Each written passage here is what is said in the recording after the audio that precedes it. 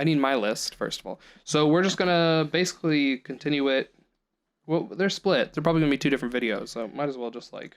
I think we even had an ending for the other one, right? So let's just... we'll introduce again. We'll say hello. This is part 2 of Poopy Poopy in my panties every single time I do the dances. You know how you took off your shoes before we started? What if like I went up them and I'm like, oh, you're right, and I took off my socks, and then like you were like, oh, me too, and then you took off your socks, and I was like, you know what? I thought I took off the pants at that and point. Then, and then it's like, well, I'm really comfortable, and then you take off your pants, and I'm like, oh yeah, and then I put on your pants. What does this do for you? And then Desiree walks in the room like right there. What are you guys doing? Nothing. I don't have anyone over, I swear. I can't tell her. I think it's pretty handsome Squidward of us. How's it going, everybody? ZoinkMeister Patrick here, joined today again by ZoinkMeister Adam. Yes. And we are back with the second part of this top 20 of the last 20 years podcast. Vindicast, Zoinkcast. Yes. I don't know what we call these things. I hope you enjoyed that last list from 20 to 11. If you didn't, then, I mean, it hasn't actually gone up yet, so I will not have known. Yeah. But today we are doing 10 through 1. So this is our top 10. Finally, at the request of Master Mostafa, we are doing this video, which actually I think this has been a good long time coming. I feel like we probably should have done something like this a long time ago. Yeah. It's like what games do we like? Like why when you watch us play a game, what kind of games are we into? And that'll kind of give you an idea for what kind of games we'll like going forward. Like for example, we'll get into trains. Yeah, unlock trains. We'll also have to get to. I don't think we have any overlaps in these 10, but we have some that were overlapped from the last list that we didn't talk about then that we will need to talk about now. So hopefully that'll be fine. But yeah. So how do you want to do this? Like, because I believe I had 2 in my previous list and then 1 in your current list. So you want to just talk about? So we'll get to it when we get to that part. Like basically when one of us lists it now. Then we'll just both like, oh yeah, that was my this number. Let's talk about. Perfect. So let's get to. So what was your number 10 then? My number 10 is the 2008 or 6. I can't read my own handwriting because I use paper.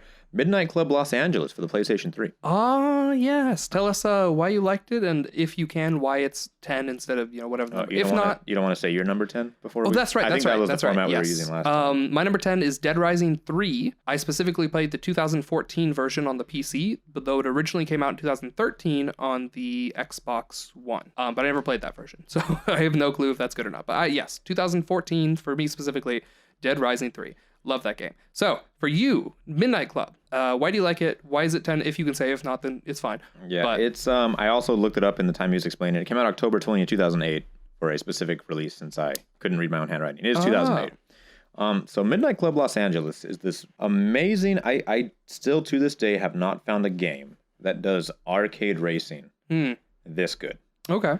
And I like Driver San Francisco. Driver San Francisco is outstandingly arcadey. Yeah, that would be, both of those games would be really cool to do on the channel. Oh yeah, fantastic. I mean, the story from Midnight Club LA is like comedically bad. Like, but it can't be that long, like right? It's literally a whole bunch of meet me at the club essay so we could race for pinks. Right. And yeah. It's all like they pronounce their pinks with like extra K's. Yeah. Like everyone's slithered and everyone's like, I think your character in particular wears like a tank top no matter the time of day or something. I can't remember. That sounds right. But is it how big is the Midnight Club series?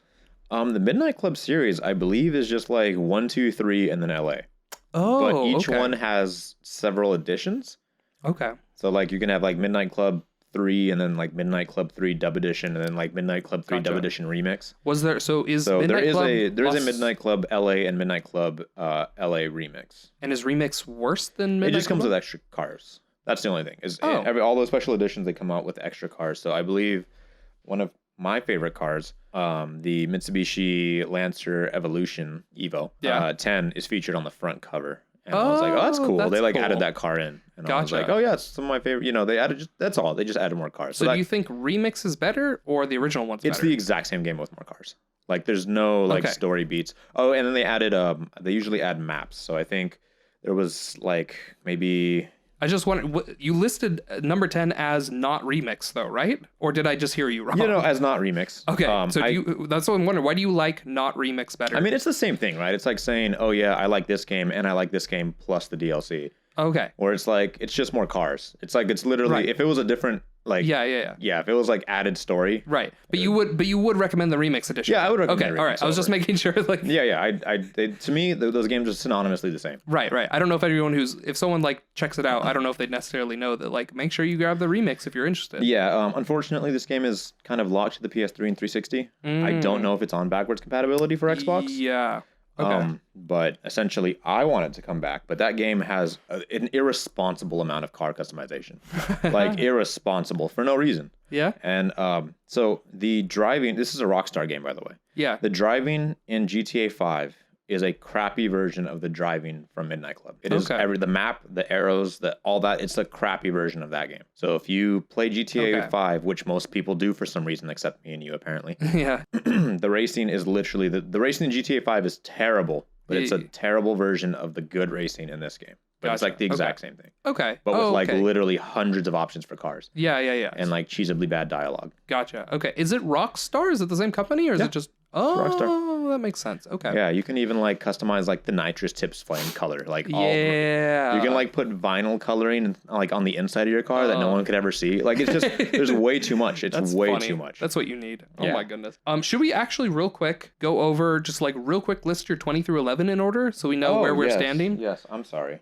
Do you have more to say about Midnight Club though before we move on? That's pretty much it. Okay, because then I was gonna ask you, because like this is kind of important, right? Where it's like Midnight Club made it into your top 10, but your 20 through 11 did not make it into your top 10, right? Yes. So I wanted to real quick actually just before I cover my 11, let's go over my 10. Go over your 1 through 11 just in order, super fast. So people know like these did not make it in the top 10. You made it sound condescending. I mean, so of my favorite top 20 games, this was not in the first top 10, although they are still in my favorite games listing. Yes. Okay, so going backwards, number 20 was Super Metroid. Number 19 was Naruto Clash Ninja 2. 18 was Assassin's Creed 2.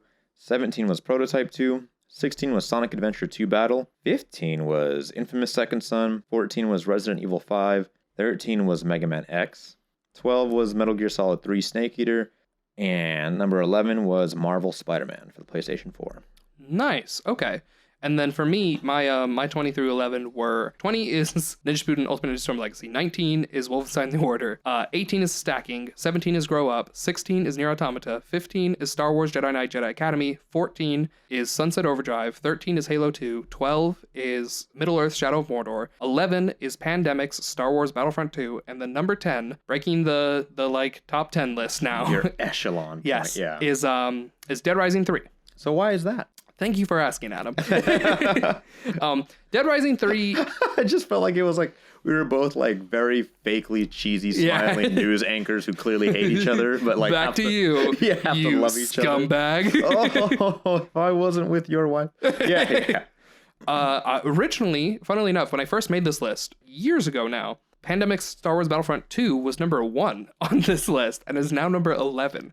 So that tells you, really, how much change this list has seen over the years. To be fair, mine also has changed pretty consistently. Not so much the context or the contents of the stuff. I want to, even if I look at this now, I think the only newer game is Marvel Spider-Man. Yeah, Marvel Spider-Man is the newest game, and that's probably going to be usurped when that Miles Morales comes out with the which launch I mean, of PS5. it's like basically more Spider-Man, right? Oh yeah, which is fantastic. Right, with more powers. So. Yeah, exactly. That's got to be good. So so for me, the reason why Battlefront 2 I decided was actually pushed off the top 10 list and then added back on as number 11 when we expanded it to 20 was because as much as I like that game, it's very simple and it doesn't feel like there's a whole lot to it a lot of the time.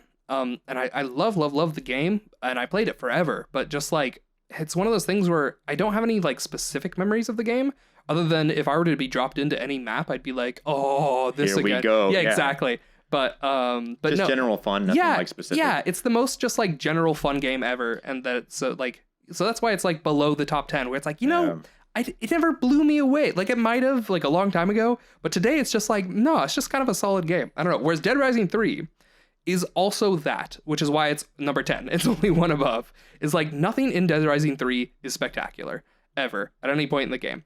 But it was supposed to show off. The reason it came out, it was a launch title or a near launch title for the Xbox One, and the purpose was to show off the number of zombies they could put on the screen at one time with the new console. It was the same thing as Assassin's Creed Unity, where they did that with NPCs. Except this time it didn't break. Yeah. So the game looks crazy. I've still never played a game that has that many enemies that you can fight. Actually, what is that? Gone Home? We were literally just talking about it. Days Gone? Days Gone, thank you. Days Gone was basically the same idea. And I feel like they even did it to probably a crazier degree, but then it broke, right? That's the nice thing about Dead Rising 3, is it doesn't break. As much as crazy it is. Or it never broke. This is fixed now. Oh, is it? Okay. I think so. I think it wasn't like... I wouldn't be surprised. It wasn't broken in the sense that Unity was broken because it legitimately was like not programmed correctly. Yes. I think like for the most part by now, the bug should be fixed. I don't know. I will be playing it, not soon, but... From what I understood, it had like some frame rate issues and stuff. Yeah, there was frame rate issues and there was like...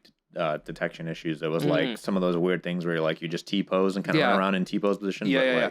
So that's another difference is in Days Gone, I think most of the zombies die from like one hit or something like that. I think when they're like swarming. Whereas Dead Rising 3 is not that. They're not like the fast zombies. They're very slow. They don't move much. But it's so threatening to just like walk up to a crowd of zombies.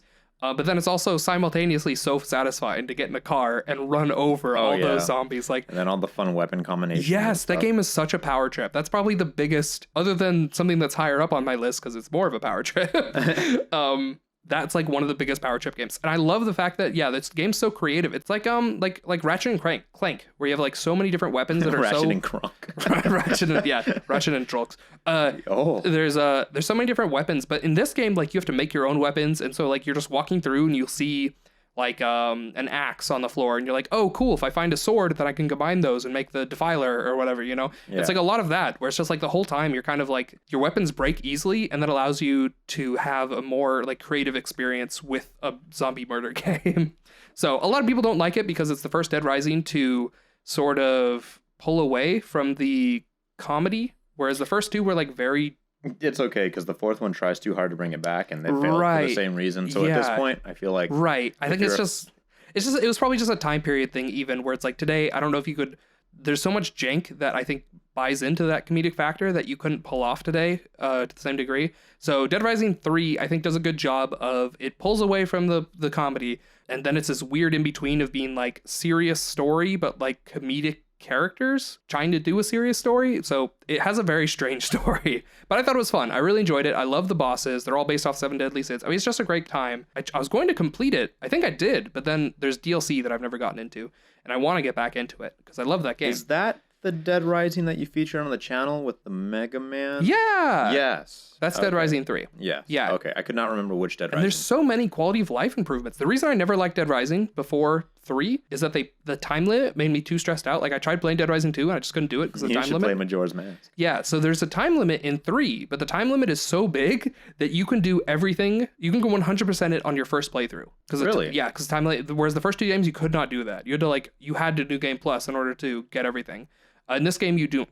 You can get everything on your first run. They give you so much time. And then Dead Rising 4, they just got rid of the timer altogether, which, I don't know. I haven't played that game. I'm not going to say too much about it. But Dead Rising 3, I think it's a lot of fun. It gets a lot of flack for being the, first black sheep of the family. But I think it does a lot of stuff well, and so I wanted to feature it here. So number 9. Number 9 for me is the 2004 game, Ninja Gaiden. For me, it is Transformers Fall of Cybertron in 2012. Interesting. I literally forgot about that game even existing. Yeah, I think most people do. But so yeah, what's your love of Ninja Gaiden? So Ninja Gaiden, right? The original one. Yes. For Xbox. So the first one to be 3D, right? Yes, the new Ninja Gaiden. Of course, not many people if you're younger than let's say maybe 26, 7-ish, you won't even probably know that even has an NES. Yeah. I mean, Ninja Gaiden NES, I guess, was pretty famous, but unless you're aware of the NES, well, I mean, there was games 3 of them, and nobody even remembers. Everyone just remembers the first one. Yeah, and I think I have the original Ninja Gaiden somewhere in here, and in the NES collection. Yes, but we're not talking about that game. We're not. So with the 3D version, right? I had gotten the Xbox, the classic, the OG, right? Okay. For a Christmas many, many moons ago. Okay. And the games that were included as the gifts were Ninja Gaiden. Yeah. and Halo 1. Oh, okay. And Halo 1 was a lot of fun, right? Yeah. But it was something about that I like wanted to co-op with my uncle. Okay. Yeah. Which, I mean, it was a spectacular time. Yeah. I think, honestly, it was because the horror elements. Yeah. Of like when the Flood get introduced. Yeah. Because that game essentially flips into a horror game. Yeah. And I like didn't want to play it. But somehow Ninja Gaiden, the ultra gruesome, extremely hard, like... Yeah. That game stuck out to me. That's like, crazy. Yeah, so I played a whole lot of that, like, as a child. And I don't know, something about the presentation, it was like... Now, Ninja Gaiden has a Sigma version, right? Ninja Gaiden does have a Sigma version. I specifically... I stand by the original version. One? Okay. Because the original version has this... How should I say this? I'm not sure what you would call it in the sense of, like, technical. It's... in Twilight Princess, okay, there's this weird fog over the entirety of the game. Yes. That basically smooths the image. Okay. For the sake of adding a Twilight filter that fits in with the narrative. Yeah. This also does that, kind of, in a sense. Gotcha. It got kind of like, it's supposed to be like an HD original Xbox game. Okay. But it kind of has like, not like a fog over it, but the way it's presented, it like goes in with the mystique of being like... Yeah. Like a ninja game, I guess. So it was really interesting. And like I played this game like on a 480p monitor, TV. Yeah. But still, the action in that game, that whole franchise, I have no idea why it isn't like something like amazing to this day. Like I don't know why anybody, like why there's no... I mean, they messed up with number 3. Yeah. Because that one came out for the Wii U, I think, and then got like ports later, but you only had like one weapon in the Wii U port. Something stupid like that. Now, I think this has a story on the channel, right? Wasn't the first game that we ever tried to record with Harley, the 3 of us, was Ninja Gaiden? I think so. Yeah, I think it was Sigma either 1 or 2. I thought it was 1. It probably was 1. I feel like we would have like been like, well, why would we start with 2? Yeah, exactly. I thought it was Ninja Gaiden Sigma, but yeah, that's a story for before most of this went down. We tried recording with Harley, the 3 of us, but then there's a lot of things that we tried doing. Yeah, but then the recording didn't work out or whatever, and we just played it for a bit, and we basically like mocked up recording a video without actually recording. Yeah, how it would go, and it turns out Harley's not very good at it. But Harley's lack of skills aside, because he won't watch this, is that we can make fun of him all we want. Especially not this late in the... Yeah, we're already past the 5-minute mark. He doesn't have that kind of patience.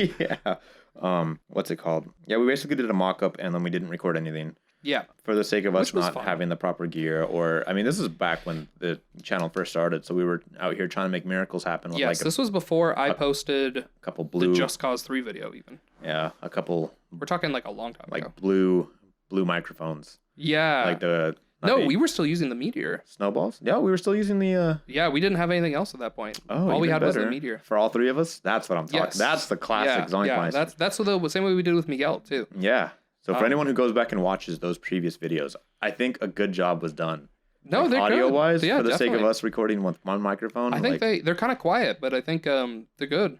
I feel like that we're quiet because everyone's like awkwardly like... Yeah. I mean, I just wet my pants, but go. I didn't mean to say that. Go. Oh, yeah, geez. That's the Crash Bandicoot series we're talking about, by the way. Fantastic. And also some of the Sonic series. I think there's only like 4 episodes, and I think Patrick's in the last 2. Yes. Yeah. Yes. But if you want to listen to the 3-person, 1 microphone, that's Crash Bandicoot. Yeah.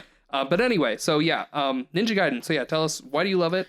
It is a fantastic action-adventure experience and is balls to the ceiling hard. That's fair. And I have no other way to describe that when you jump in. It's like aggravating the difficulty. It's very, But it's like respectable. Like it's not like unnecessarily, it's not Dark Souls style. No. Like I'd even say that Dark Souls are bad versions of Ninja Gaiden. Like, and that's kind of the thing that anyone who's unfamiliar with these games should know is that when Ninja Theory put out Neo, I remember at the time before Neo came out, that was like a big thing because it was like the guys who made Ninja Gaiden, the original and the newer ones, made a Souls-like. It made a Souls-like. Yeah, it's like Souls-likes are supposed to be hard, but Ninja Theory is the master of making games that are way too difficult. So that was all the hype around Neo, and when Neo came out, that was a big deal. Yeah. And now Neo 2 came out this year, and I don't think I ever heard much about it. Everyone forgot about both. They're cool games, though. Neo's really cool. Yeah, but I mean, Sekiro still is apparently one the best. game of the year. Yeah, best of all those types of games.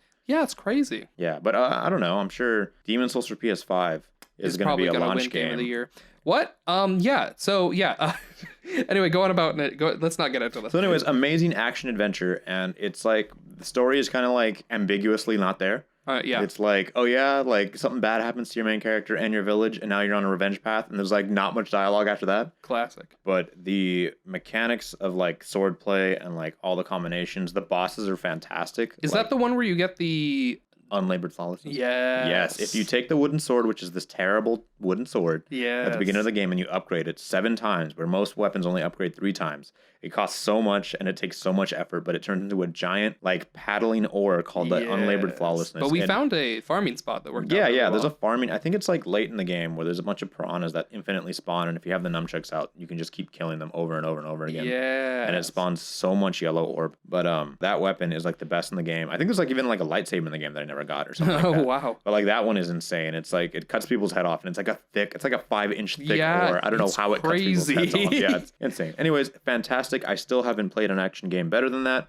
Yeah, and I really like Metal Gear Rising: Revengeance. I thought was a fantastic action game. Yeah. I still don't think.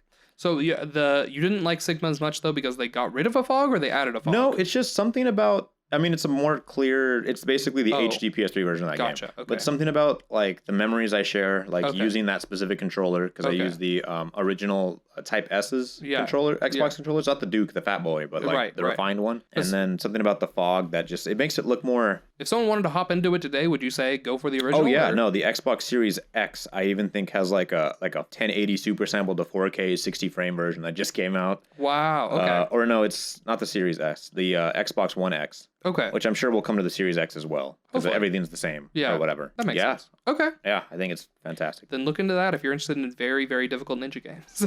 So good. So we're on 9. 9 was Transformers Fall of Cybertron. I really, really, really want to do this one on the channel at some point.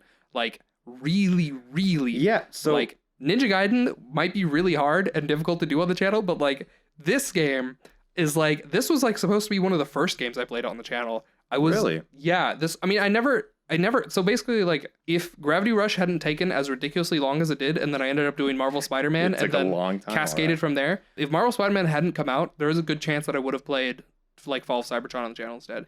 Okay, so this is another one of those weird things that locks up with you and Harley's tastes that are very, very widily different. Okay. Is that somehow you guys play a lot of the same games. Okay. Does he like Fall of Cybertron? He loves them. He loves the entire. Yeah, he's like he'll tell me about games. Like I didn't know anything about that franchise until you showed it to me on 360. Yes. Yeah, it's made by High Moon Studios, which the last game that they ever made was Deadpool before they switched to being purchased by Activision, and now they make Call of Duty games. Deadpool's on PS4, right? Yes. Yeah? Okay. And I'm sure it's on the Xbox Extended Series family. Yes. Okay. So yeah. It's also on PC, but not anymore. It was on PC. Because I've always wanted to play it, and I never did. That's another game I want to play on the channel. Okay, good. These are some, so like Fall of Cybertron and Deadpool are 2 games that like I was waiting for us to be able to do together, but like we have so little time to record together that I can't do a lot of those. Oh, I have some news for you on that. We'll get into that. But yeah, so that's High Moon Studios, which I really like the way they make games. And apparently they make Call of Duty now. So like the new whatever Activision is making, they make. It's not actually the Modern Warfare line? Yeah, they made so actually High Moon makes Modern Warfare starting with I forget which one, but whichever one came out after Deadpool. They were bought by Activision. What year was that? Deadpool's not on my list, so I don't know. It's fine, whatever. But anyway, Fall of Cybertron came out in 2012, and it was a game that I actually found from a demo. I didn't expect to like it. It was just I downloaded a whole bunch of demos, and that was one of them. And that one was so good that I could not stop playing the demo. I played it like so many times that eventually I just had to buy the game because I was like, this is like taking up so much of my time. I'm not gonna lie. By that time, I've already had like series fatigue from the Transformers movies because for the most part, during that timeline, still to this day, right? Transformers hadn't been like talked of or spoken of until the movies started pumping life back into it. So the one after that, there's a sequel to Fall of Cybertron that was a movie tie-in that was not made by High Moon Studios. It was made by someone else, and it's just terrible. Oh, good. I bought it because I loved Fall of Cybertron so much. It's the sequel. It's a sequel. It takes place. It's a direct sequel? It's a direct sequel to Fall of Cybertron. Wow. Yeah, but Grimlock's in it because it came out the same year as the Transformers movie that had Grimlock. So they added Grimlock to the game. Why not? Yeah, and so the game was supposed to be like this like semi-tie-in to the movie. Like the story was totally different because this one is based off the game, but it's a direct sequel made by a different company. I think they bought the rights to it after, because again, High Moon went to Activision, so they couldn't make it anymore. But yeah, so this other company made it. It was so bad. It was so bad. I played through the whole thing, Adam. I don't even think I bought it. I think I rented it and beat the whole thing in like a weekend because it was so happy. It was like so short and so bad. It's not important. Fall of Cybertron, it's probably the best second-person shooter I've ever played. The way the game works is you like shoot with the right trigger, and I think the left trigger like turns you into a car. Transforms you. Yeah. And so it's really cool because you can just like do that all the time. Yeah, it's on the fly. It's not like two separate modes. It's like you can be on the field shooting and you'd be like, oh, I'm going to zip over there now and then transform. Yeah, and then when you're in car mode, you don't have to move forward. You turn into a hover tank because it still takes place on Cybertron. So you're not like, it's not held by like human. Right, it's not Earth cars. And then there's so much lore. You find out so much. Like, find out Optimus Prime was like a scholar. And his job, the reason he's a Prime is because he was the head librarian. Because the Primes the people who have the name Prime just means that they were the leader in whatever field that they worked in. And his job as leader was he was a librarian. That was what Optimus Prime did. It's fantastic. Yeah. So but don't think he was like not checking out books. It was like high scholar, the dumb I don't know. That kind of librarian. But it's so cool. That game is so much lore. The levels are so well designed. The gameplay and gunplay and everything is so well done. A lot of the dialogue and story for that game, even like stuff you wouldn't expect to be like stellar. It's so good. It's really interesting because even the time that you showed me stuff, when you were explaining stuff to me, I was like, what do you mean like the Megatrons are like essentially gladiators? And there's this weird there's so much lore. Yeah, it's crazy. Even though they're like a super advanced, like they're all like, they're cyborgs. Or not, sorry. Yeah. They're androids. Yeah, automatons? Yeah. The automatons. Because they're not exactly human looking. Yeah. But, they're a bunch of robots. Yeah. They're a bunch of robots. In disguise. In disguise. So it's weird because you would think these super advanced life forms, for the most part, would like be superseded. Like they wouldn't have gladiators and stuff. But like, no, they are clearly like a warrior / intelligent society. And like the whole point of like the fall. I mean, I don't want to spoil things for you. Yeah. But I mean, if you don't know the story of the Transformers, like the two different sides have very different ideologies. Yeah, it's so cool. It's done so well. And if you know nothing about Transformers, Fall of Cybertron is a decent place to start. Because there's actually, it's the second game. Because before that comes War of Cybertron. And I've never played War of Cybertron. So I have no clue if it's any good. But Fall of Cybertron is a fine place to start. Like, they explain everything in that game. You don't need anything from War for Cybertron, I think is what it's called.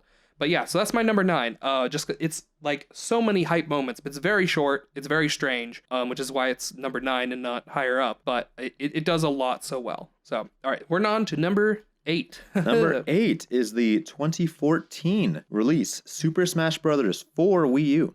That... Really? Yes. Okay, just to clarify. Yes. You have no other Smash Brothers games on this list, correct? No. Smash Brothers for Wii U. Yep. And for 3DS is... No. Specifically for Wii U. Okay. Is your favorite Smash Brothers game? Yes, and it actually. So I think I'm not an idiot. I'm actually, as far as Smash Bros go, I'm like. Hold up, you have all the time to get into that. Oh, I'm sorry. My number 7. Yes. My number 8 is Infamous Second Son, which we'll talk about because it's also lower on your list. That was on my list. But first, so this is gonna take a while. Number 8's gonna be a while. But first, your number 8. Yes. Super Smash Brothers for Wii U. That's your ultimate Smash Bros. Yes. No, it is not my ultimate Smash Bros. I think Smash Bros. Ultimate is a better game because it is. Okay. I think it's smoother. I think the gameplay is fantastic. Yeah. In Ultimate. And for everyone who doesn't know, if I haven't mentioned before, should I say this? So when someone says they're good at a game, I always ask them, are you good or have you just never met anyone better? Okay. And then they'll say, oh, I'm good. And then I will proceed to destroy them in that game. Okay. This has happened multiple times. Yeah. I mean, I have disrespectfully destroyed people in games I haven't played in years. For context, I play with him, and when people talk to me, they say, are you good at the game? I say no. And then I play them and beat them because I'm used to playing with Adam. Yes. Smash Brothers is the one series I can say without a doubt, I am kind of good at this. I am not professional. Professional is a totally different league. No, like there's people that play one video game and they are professional. Yeah. But to be just regular, stupid good at a game. Yeah, like Prime Smash 4-0 versus Adam would not go well. That's not what it we're wouldn't saying. go well, but I wouldn't, I'd get some damage off of him. But I would never, he's the best player in the world. Right. That's not what we're talking about. Yeah, no, when I say pretty good, I mean like the first time I played Smash Bros. With Harley, he was talking all kinds of shit, he was. Okay. And we were at a small get-together at his house. It was actually a Nintendo Switch party, and he was the only one there without a Switch, hilariously. But that's right. You already said this in the previous episode. The Switch had just came out, the whole party. Yeah. But anyways, it was me and him, and we were playing, since he didn't have a Switch, I don't remember what we were talking about, but he was talking all kinds of mad disrespect, right? Yeah, he was smack. He was smack as the young, like a butt, right? Yeah, a smack. Like, and so he was like, all right, whip out the Smash. I was like, all right, cool. And I was like, I just need to go home and get my GameCube controller real quick. And he's like, what? And I was like, yeah, this is like serious. You're challenging me. Like this is a formal declarance of war. Are you really approaching me, Shaggy? Yeah, and like literally, like he was showing me his coward's back. Like, so I got my GameCube controller. Go on. And it was 1v1. And he got 3-stocked easily and disrespectfully spiked off stage. Okay. So he literally like a movie. He like went out into the stairwell and called 2 of his boys up here. Wow. And he asked his friend Christian. He's like, "Hey Christian, are you good at Smash?" And he's like, "Yeah." And he's like, "But like really good?" And he's like, "Yeah, come on, let's go." And he's like, "Charles, come on." And then so it was Harley, his friend Christian, and Charles, and it was 3 versus 1. And I was like, okay. And I had used Captain Falcon originally. I was like, so I have to switch to advanced interrogation techniques. Wait, so it was 3 versus 1 team attack off? 3 on 1 team attack off. Wow. Because it'd be fair tournament rules. Team attack is on then. Oh, sorry. Yes, on. They can't hurt each other. Okay, cool. So, all right. I was gonna say like team attack off. That's like that'd be crazy. But yeah, team attack I've done on it before. Yeah. So, anyways, I was like, okay, I was Captain Falcon. Now we switched to Ganon because Falcon's for fun. Ganon's for real. Yeah, and Ganon's for dirty. Yeah, they're literally Ganon and Falcon are like literally a mullet, where it's like business in the front, party in the back. It's like that. So yes. I disrespectfully destroyed all of them. Wow. And then I was like, how does that feel? And then Harley got really mad, and then he whipped out Marvel vs. Capcom 3, which is his. He's also like that's his. I'm almost professional game at. Yeah. But anyways, so that game, I have this weird love for Smash 4 specifically because I was really good at Smash. I played Smash for literally years with my other best friend, Aaron, who is literally like, that's how we met. We met in 7th grade. Oh. In an English class. I brought a Smash Brothers magazine to school. Wow. Because, a nerd. Yes, because Smash Brothers Brawl was set to come out soon. That's right. I actually had a friend who we talked about Smash Bros. Brawl with as well. Yeah. The friend that I called the friend. Yeah, he's the friend. He's going to be named at some point, I swear. I hope there's like a voice like disguised. Oh yeah, it's me. It's me, the friend.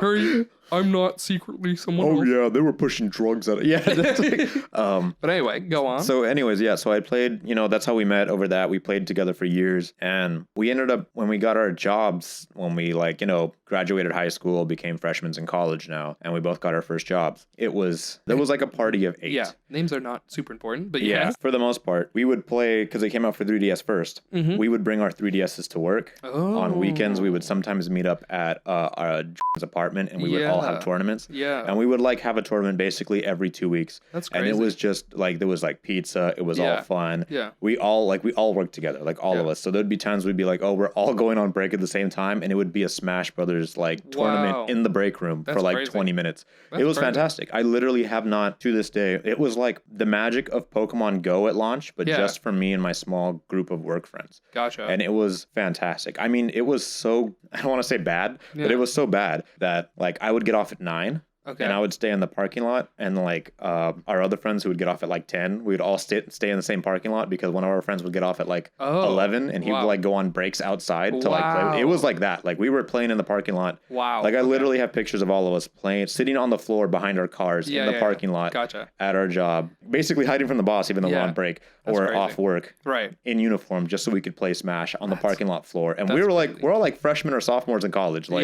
This isn't us being little kids. Yeah. I mean, dumb. We're a bunch of grown. Anyways, I have magic around that game. I think Smash Bros. Ultimate is a far better game, and I enjoy it more. But you just never had that experience with it. No, Smash... for context, have you played Minecraft Steve in Smash Ultimate yet? I have not yet. Yeah, he's been out for a month or something when this is being recorded. So yeah, I've been so busy with all the other games in my life. Yeah, so gives you a difference in the context of how much Smash 4 was for you versus Smash Ultimate. Yeah, no, I love Smash Ultimate. Yeah. I literally, when that trailer... I really like Smash Ultimate as well. But yeah, I also don't get to play it nearly as much as I played 4. It was... Smash Ultimate was the first time a trailer made me scream. Where I was like, everyone is your trailer? Yeah. There's literally magic to that video. Yeah. It just keeps going. Yeah. Yeah. Anyways, yeah, that game, it's oh, by the way, also, sorry, moving from Smash Brawl to Smash Wii U, they basically rectified all the issues. Oh, yeah. Smash Ultimate is basically Smash Wii U. Yeah, and Smash Plus. 4 is also the first Smash Brothers game to get balancing patches. Yeah, no, which was such a big difference. It Because, like, was. yeah, It that was game would have been huge. equally as broken as every other one if it had released like it did at launch. Yeah, no, But it was the first one to be balanced. This is the first one where it made, like I say, Smash Ultimate is like Smash 4 Wii U Plus. Yeah. It's like, what if they just never stopped patching it, and then there was Right. like a quote unquote ultimate patch Yeah. that like started a new version of it. Yeah. It's Okay. fantastic. That is a good game. You're number 8. My number 8 is going to take probably equally as long as your number 8. I can't believe we're so happy. deep into this video. We've only listed 5 games. It's been like almost 40 minutes. Okay, yeah. So my number 8 is Infamous Second Son. Yes. Which for you is, I'm for sorry. me specifically, I'm talking about the 2014 original release for the PlayStation 4. Did they have a secondary release? When the there was First PlayStation Light. Pro came out, there was First Light, but I was talking when the PlayStation Pro came out, they released the patch that was like the 4K patch or whatever. But it was the same game, right? It was the same game though. Okay. Yeah, but I'm just specifically talking. I played it when it came out in 2014. I'm not talking about. I don't know if the newer ones are better. I've never played the PlayStation Pro version. That's all I was trying to say. Well, once you get a PS5, you pop it in and it'll just have the 4K version. So hopefully, Right. That's what I'm saying. It's just I've never tried any of these methods that are not available to me. Yeah, I plan on when the PS5 does come out and like I finish playing like the launch games that I have. Yeah. I plan on playing First Light because I never did. That's cool. First Light's pretty fun. It's very, very short though. It's very much like a standalone Yeah, I'm DLC. fine. I'm fine whatever. with it. But yes. So where's it on yours? On mine, it is number 15. 15. Okay. So for me, well, I guess yours is lower down. So we'll talk about why you loved it, and then I'll talk about why I loved it even more. So what are your feelings towards Second Son? So Second Son does this weird thing for me, right? Okay. Well, let me get my list back again. It does you a little dirty. It does me a little dirty, right? Because Prototype 2 Yes. is on this list. Wait, have we mentioned it yet? Yes, it's number 17. Number 17, so it's lower. It's lower. Okay. Prototype 2 was my quintessential superhero game. Yes. I guess for the most part. Yeah. And then Infamous Second Son came around. Yeah. And basically rectified all the issues I had with the Infamous series, except for, I mean, the main character. You took forever to play Second Son, though, right? I did take forever to play Second Son. Yeah. I think I recommended that game for a long time to you, and then Yeah, I did not play it until it came free to PlayStation Plus. That's right. That's what point. happened. Yeah. Yeah, because I plan on picking it up for $20 at some point. Yeah. When it became like, like a new greatest hits or whatever. Yeah, What are they called? What do PlayStation 4 call their PlayStation Red SKU thing? I thought they were called like hits or whatever. Yeah, I think they are hits. Greatest hits, whatever. But yeah, anyway. So yeah, I plan on doing that. Instead, I got it digitally from this PlayStation Plus. Yeah. And then played it that way. Okay. So anyways, aside from the main character's personality, Yeah. that game is fantastic in terms of traversal. It's fantastic in terms of like, I don't know, how do you say that? What do you call beat 'em up combat that like is powers? Yeah, it's kind of it's very like hack and slash, but with like superpower. Yeah. And that's the thing is like it's also like shoot 'em up, and it's just very arcade based combat. It's very cool though. The particle effects are fantastic. Blew me away. It's just everything I loved about Prototype, they essentially did with another tone. Yeah. And this time it wasn't like angry aggression and everything's red like in Prototype. Yeah. It was this super clear, super crisp, very vivid, but like rainy, gray, overcast vivid of Seattle. And it was just, for the first time, that's like one of the games where And Sucker Punch is based in Seattle, so it's like a very faithful recreation of Seattle. It just worked. It was like one of the times where I looked at a game and I was like, oh man, like this is, I mean, at the time, right? This was like, what did this game come out? 2014? I had it on my list. So did I, but I moved mine away. 2014, yes. 2014, yeah. Well, yeah, it was a launch. There wasn't a launch, but it was like a launch window. Yeah. Near launch for the PlayStation 4. This was one of those games where after I played it, I was like, oh man, I shouldn't have waited on it because this was like a PS4 game. Yeah. So at the time that it came out, it was the prettiest game I had ever played. I think at the time it was just the prettiest game. It probably was. Because, I mean, for all you PC elitist, PC gaming hasn't been good or stable for like, what, the last maybe 5-6 years when it became like serious? Yeah, it was whenever, Arkham... After Arkham Knight. whatever that came out. It was the year after that was the first year that it was good. I mean, you can scream like, oh, they're just a bunch of consoles. Like, no, we have PCs and PlayStations. Like, I mean, I have literally everything but an Xbox. And I play most of my games on PC now, and I'm not. The reason I play it now and not before is because they sucked. Yeah, no, that when I say like it was bad, I mean like 2015. Yeah, the ports they used for PC were not good. They were broken essentially. Like I've tried playing old ports. Like I tried playing Assassin's Creed 2. It was garbage. I tried playing Mass Effect 1, 2, and 3, and they were like had terrible bugs. Yeah. Like they just weren't optimized for it. Like they were legitimately bad ports. No, it's only been the last 4 years or so that we've had solid PC. Yeah. I honestly want to say it wasn't until like the NVIDIA GTX 10 line? Probably the 10 line. Yeah, the 10 line, which it sounds like, oh, that was forever. No, it was not forever ago. No, like, that was very recent. 4 or 5 years, yeah. Like, for context, like, Patrick uses a 1080 Ti in his rig, and it's still a very good card. Yeah. Like, it's it's going to be fine. Yeah, it just wasn't built around 4K is the only negative, literally the only downside to that card. Like it can do 4K, but, 4K wasn't a thing at the time. Yeah, it was, like, unnecessary. Yeah. Yeah, it's not that long ago. Yeah. But yeah, so yeah, at the time, it was the prettiest game I ever played, and even today, it might be my favorite cityscape. Really? Yeah, I think so. As far as a map that is city-based, I'm trying to think, well, no. Marvel Spider-Man, I think, still has it for me. Really? It was too repetitive for me. It is repetitive, but I don't know, something about... That's what made Second Son so great, was it's a faithful recreation of Seattle, which Marvel Spider-Man's also a faithful recreation of New York, but let's be real, New York's pretty gritty, whereas Seattle is much more lively. Yeah, Seattle, the whole world felt so moist. Like it's like I don't know how else to describe it. It was literally wet half the time. Yeah, it was like it felt. You know what? You might be right. I was drenched in color and soul, and like the fact that neon was one of the powers, and neon. Oh my goodness, the particle effects blew me. Even today, I'm trying to think of games that have good particle effects. Nothing committed to it to that degree. Where it's just no. Like your main attack is particle effects. Yeah, it's fantastic. We'll throw fun colors in there, but it's just particle effects. You need to see if you have not somehow. I mean, let's say you've been an Xbox guy or a Nintendo guy all this time, or even a PC. Literally anything but PlayStation. Yeah. Infamous Second Son. It's $15 now if you have a PlayStation 4. Oh my goodness. You need to try it. It is everything's so beautiful.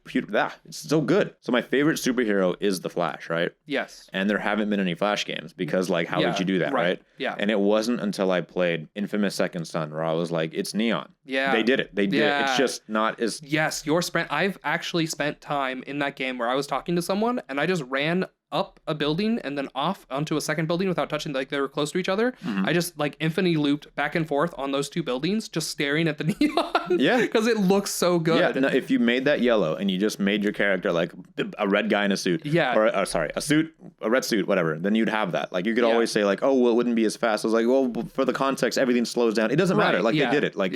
I didn't think Spider-Man could be done better than the original Spider-Man 2 until Marvel's Spider-Man for PS4 came along. I don't know. This is the leap. And every so often you see things where you're like, oh, that's how you do it. So much of that game just blew my mind, especially at the time it came out. Just even from level 1 where you start on that beach shore and you have to jump between the floating in the water platform. There are buoys that are floating in the water. Oh, at the very beginning? I'm talking the first minute. From that moment, just seeing they had just the, I don't know what you call it, moss or whatever, scuzz on the side. Yeah. And just everything was such perfect texturing. Yeah, it was just nice, vibrant. It was great. Everything about that, the weight of the character, even though you have a superhero size jump where you jump taller than people, the weight of it is perfect. All the powers are perfect. They're so well done that there's the good side and the bad side, and they feel different. You play the game differently if you go good or you go evil. And the actual like you said, the main character is kind of weird, but I do like his interactions with other characters. He himself, I'm not a big fan of, but I do. Yeah, Desmond. No. Yeah, he is written like a punk. Yeah. And I don't mean that insulting. No, it's supposed to be he is punky. Intentionally supposed to be someone who is morally ambiguous for the sake of choosing that way it makes sense which way you go. Yeah, because if you made like a character who's like in like, you know, Captain America style, it wouldn't make sense if you chose the dark path. Right. Versus like if he was like insanely evil, why would he want to be good? It just doesn't fit in. He's just kind of this like very in between scuzzy sort of dude. But that was the only time that the 6-axis on the PlayStation because they didn't use it for something stupid. They used it for something like practical. It was so cool. I love the spray painting. Like I wanted to do them because they look so cool, and you like kind of made it yourself and stuff. And so for context, right? You flip you kind of grab your PlayStation 4 controller and you shake it like a spray can. Yeah. And then you like literally hold it up and spray over like trace. Yeah, over what is it, stencils? Stencils, yes. Yeah, and then by the end of it, you had because he's like a graffiti artist. Yeah. Not like a job. He doesn't have a job. No. Which is the point. He's just like he's a punk. He's a punk. Yeah, he just goes around spray paint vandalizer. He vandalizes stuff. Yeah. So, Delson, there we go. I was like, it wasn't Desmond. Desmond's like too much of a regular name. No. He has like a punk name. And he's Native American, which is... He is Native American, but he dresses like typical Seattle. But it is very strange to have a Native American main character for a game, other than like Assassin's Creed 3. Very interesting, because for the sake of that, they don't really play it. The only reason he is Native American... the next couple seconds are going to be intensive spoilers, so you have keep that in mind. Maybe I'll just give for you the beginning though, right? Or no, I'll give you like 10 seconds of like extra, like skip 30 seconds. Okay, real quick. So throughout the thing, you have a Native American lodge family. It's supposed to be your basically the explanation that your entire family is in one place at one time because you're part of this lodge. Yes. So when something bad happens in the beginning, they're all in one place, and like by the end, they're still all in one place. So like when you get reunited or you choose to kill them at the end, it's like all in this one place where you can see like the actual like lively effects of the bad or good parts of this game. Yeah. Was that 30 seconds? Probably, or a minute, maybe. Okay. I'll put a warning in like physically, probably. Cool. So here's where we regain no more spoiler, or at least that's the end of my. Are you still? Yeah. No. Come back to no more spoiler. Okay. But yeah. So I just want to say that you just having an Inuit protagonist in a video game is not very common. Whatever. There's just not very many native people in any video game. Yeah. Essentially, I mean, we're minorities. The video games are only made in like basically the U.S., Canada, some parts of Europe, and Japan. Yeah. Essentially, right? Right. And basically that leaves you with white, black, and Japanese are basically the three races of all characters. So this was very cool. It's like just to have something different every so often. Right. Yeah. Like I even like Just Cause, right? The fact that he's like, what is he?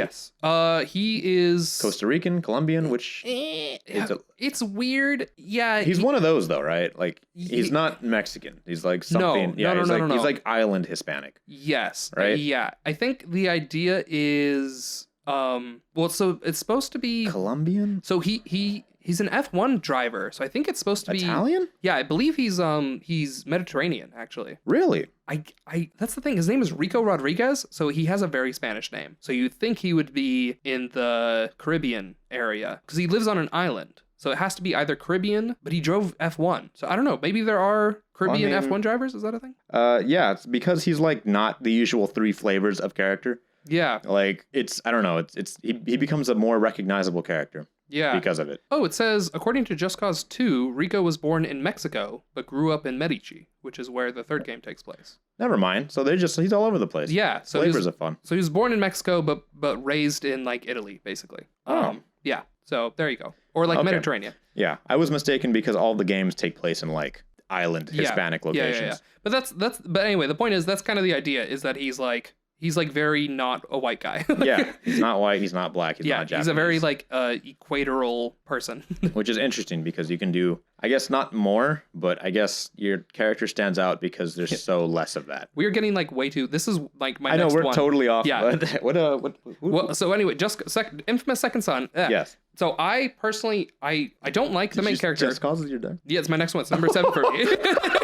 I'm so happy. We're spending all this time talking about it. It's like, all right, let's not get into that. Okay. Infamous Second Son, yes. Anyway, I loved the story was like very simple and like probably too simplified. Like it's not realistic. It is not realistic. But I thought it was fun and it made it fun to play through it twice because you're supposed to play through it twice. You're supposed to. If they made both stories like the same like gray moral choice, then it'd be dumb. Like what makes it fun is that he's like kind of goes extreme on both sides. Yeah, like it's literally one side. I'm gonna be honest. The good side is like, okay, he's dumb good. Right. But the bad side is he's irrationally bad. Like yeah.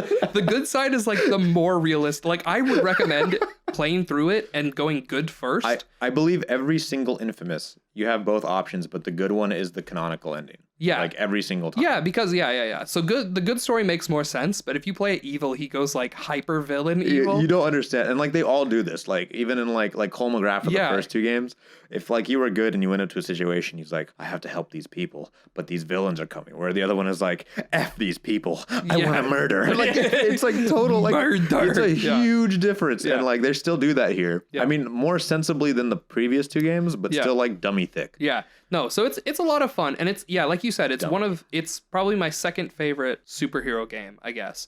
Where like like all of your powers, just everything is so well done in that game. Like I have, like why is it so low on this list? Just because it's kind of like super short, I guess.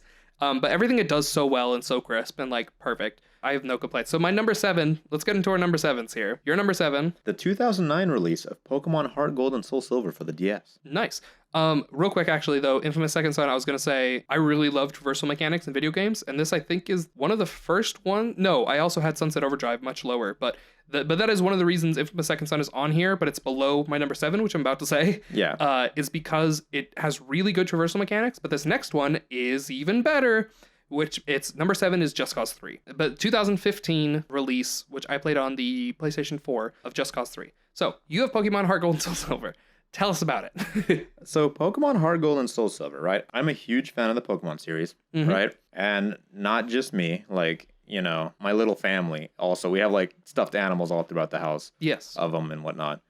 I don't. I'm a big hairy man. Good, so just the games. Good. And a couple of figurines and whatnot. I have 2 dogs, and they're named after Pokemon. Yeah. Eevee and Haunter. If it's unclear how much he likes Pokemon, his 2 pets are named after Pokemon. Yeah, I feel to this day there has not been a fictional whatever you call this, right?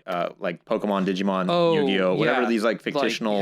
Like, there's a bunch of them. You got to collect them all. Collect and battle. Yeah, collect and battle, slave trade, but I love them. Like one of those weird things. Yeah. Like no one's ever gonna do it. They like made their own world. It's like literally supersedes. Like it's its own thing. Like even if like Nintendo were to explode somehow. What about 5-star waifus from 5-star from Genshin? Yeah. Oh man, like I love them, but more in the barefoot. Like, anyway, sorry. Go back to the Pokemon. If they cheat on me, I'll hate them. But I'll never stop loving my dogs. Yeah. So right, go on. So Heart Gold and Soul Silver, I think, are the greatest of all these games. A lot of them I think are like either okay or not good, but like most of them are good-ish. Yeah. But Heart Gold and Soul Silver are literally like fantastic games, right? They do that thing where I've said it multiple times on the channel, where once you make a game, the sequel is usually infinitely better because now you have all the criticism. You have like the time constraints that you had of the previous game don't have to be like met anymore. Yeah. You already have like the old engine or whatever. Like, you know what you're doing now because you did it once already. Right. So this game like totally supersedes the first one. And the first couple games are like great in my opinion. But like these, like I have these games, 5 times? Heart Gold and Soul Silver specifically? No. Look, if you look up there on the shelf, I have Soul Silver 3 times. The expensive all-in-box Pokewalker editions. Why? 2 in English, 1 in Japanese. And then you can't see because there's console boxes in the way. But you have the original But I have the original Silver, the original Gold, Gotcha. Both in English and Japanese. Gotcha. I played them all like a whole bunch. Yeah. Like those games are fantastic. I think the game is like more difficult than the first game. Yeah. Like in a fair way. Like they expanded the Pokemon roster by like 100. Yeah. Your Pokemon follow behind you. It's the first game to do that. Yeah. They have the entire Diamond, Pearl, Platinum Pokedex, so it's like 400 of them. Yeah, it's crazy. And it's like honestly, Gen 4 is I'd say the quintessential, like that's Pokemon right there. Is Gen 4. Okay. Heart Gold, Soul Silver, Diamond, Pearl, and Platinum. Gotcha. That is the quintessential. Gen 4 is That's where I stopped. Yeah, that's the best series, hands down. It always will be. I'm waiting for that either remake of the remakes of Heart Gold or the Diamond Pearl Platinum remakes. Those ones are going to be the good ones. Yeah. Ooh, that'd be nice. It would be. It'd be fantastic. Yeah. I don't even want the new Pokemon after that. Like it's like we could just stop there. That's perfection. So I want to mention real quick, the very first video game I ever owned personally for myself that was not like I played games that my dad owned, but the first game that was like my game, whatever, was Pokemon Silver, the original Pokemon Silver. Yeah. I had Color? a Game Boy Advanced, but yes, the game was for Game Boy Color. Yeah. But I played it on my Game Boy Advanced.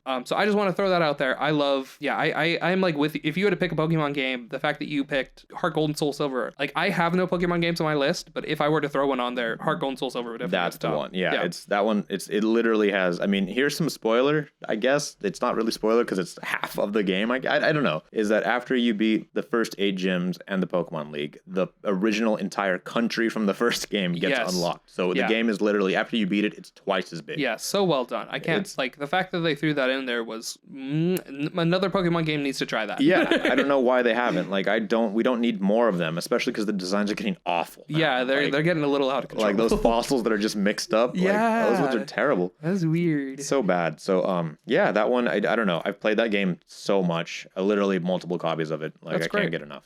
Fantastic. And then you don't have a reason for this being 7 over your 8 or over your 9, right? A lot of these are like love based. Like it's like, that's I don't know. Something about this game really vibed with me. Like even like the color palette they use for the entire overworld just like feels happier than some of the other games. Now, do you have a preference between Heart Gold and Soul Silver? Of between the two? Yeah, because they never made a director's cut crystal version. Yeah. The one in the middle. That's the one that we all wish would have been made. Yeah, that's the one. Those were the first games to do that. Besides the even the original had like.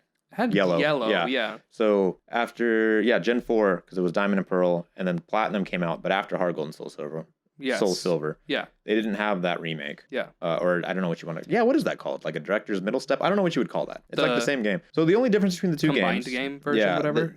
Heart Gold and Soul Silver are pretty much identical, except for like, some of the Pokemon that are like different levels. Right. The only difference is that you'll encounter one of the legendary birds on the front cover at level 45 at like the halfway point of the game, and the other one at level 70 at the end point. Oh, okay. But you get both in this game. It's not like the other ones where you have to trade over. Like, no, this game is basically almost standalone. Right, okay. So, fantastic. So if I were to gun to your head, Heart Gold, Soul Silver, pick one.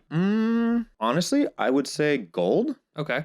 I mean, I have a whole bunch of Silvers. Right. But like, I don't know how that happened. Right. Actually, I know how that happened. Back in the day, I had a friend where we would get the Pokemon games together. Oh, okay. And he chose Gold, I chose Silver. Oh, okay. And we walked to Target and got them that's together. Cute. Did you hold hands? No, shoulders. Sat on each other's shoulders. Sat on each other's shoulders? Would you roll into Target? What is the plan there? We're here for the games. Hit the counter and stops rolling. Oh my goodness. Very good. So okay. Yeah, so gun to his head, he'd pick Gold, but just they're the same game. It doesn't matter. I had the original Gold when I played it as a kid, so I thought this time around I was like, why not? I'll get the Silver. Like I already had Gold, but like I'd love to get both. They're just both really expensive to get. They're like $70 to get like a used copy. Yeah, I had Silver originally, and then I got Soul Silver later, and I loved it. But anyway, that's good. Do you have more to say about that? No, I want a remake of that. My number 7 is Just Cause 3 from 2015. Yes. Which also was free on the PlayStation at one point, but I don't think you played much of Just Cause 3, right? No. What was I doing? I was trying to platinum it. Oh. We were both trying. You platinumed it? I platinumed it in a week. And then, when you... No, you didn't. Yes, I did. I bought it when I was still at college. And I thought you specifically asked me to send you a request because one of the trophies, or was that DLC? There was a trophy where I had to challenge you so that you could beat my challenge time. And that's why I downloaded the game. And then when I was like, I guess I'll play this. And I was like, this is great. Okay. And I ended up playing like a couple hours of it, and I wanted to platinum it myself, but I ran out of time because some big game came out, and I can't remember what game it was. That's right. So I know you couldn't have. Sorry. So I 100%ed the game in-game, but yes, one of the trophies was a multiplayer trophy, and I didn't get that one. So I didn't platinum it, but I did complete the game. I just didn't get the platinum. Okay. So I completed the game in a week, but yes, I got the platinum way later because I asked you to download it. Yeah. Because I needed that for the platinum. By the way, if you're like going to be a game developer, whoever's listening to this, please don't put multiplayer. Don't put multiplayer trophies in your game. That's stupid. Like if it's a multiplayer based game, like okay, that's whatever. It's like you can't even play it like online without other people. Like I totally get that. Yeah, but like war zones, like fine. Yeah, well, of course. Like what else would you do? Right. But like no, if it's a story driven game, put none. Like none at all. Like not that's even so a little. I mean, or like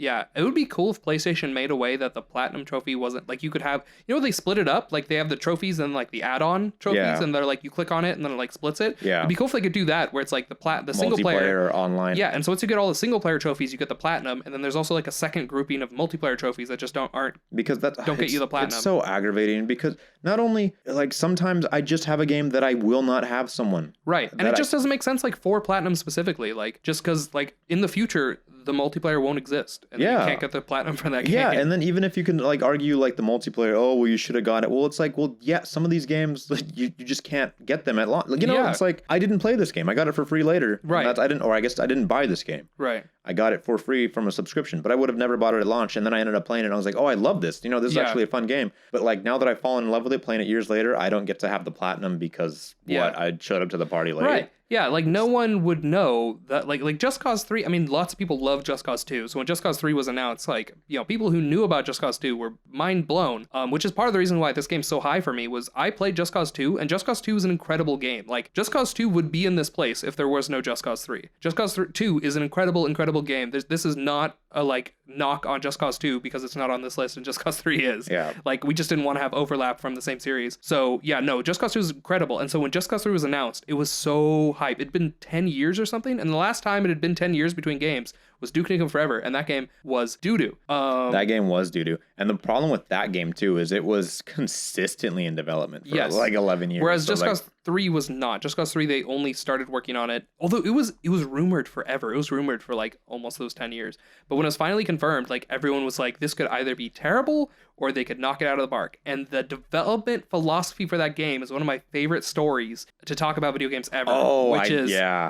When they were designing, you can blow up, there's gas stations in the game. And when you blow up a gas station, a big explosion happens. And so they were designing how big they wanted that gas station explosion to be. Every time the guy who was designing it would like ask the like producer, or I guess the developer, what would you call it? The guy in charge. Director. Yeah. It's like, okay, here it is. What do you think? He'd be like, make it bigger. And so they did, and they were like, what do you think? Make it bigger. And they kept telling them to make it bigger until the game crashed, and then he said, good, make that happen. Yes. So that's perfect. And it can happen. You can crash the game by making, there's certain explosions where if you just get it just right. That game is like the only modern example of a game that drops frame rate in a good way. Yeah. Where like we complain about it in Mega Man a lot. Yes, but that game is the only game I can think of that has come out recently where when the frames drop, you are happy. You're like, excited. Yeah, I'm like, it's so big. Yeah, and it's like it's cool too because if you're essentially pulling off an explosion that large, you aren't like it's not killing you, right? Like when people say like, oh, a frame, like you don't usually die because of a lack of frame stutter or something, or the experience is bad. No, the game keeps going. But you're like you're probably flying in the air trying to observe this huge thing you did. So now that it's chugging, you're like,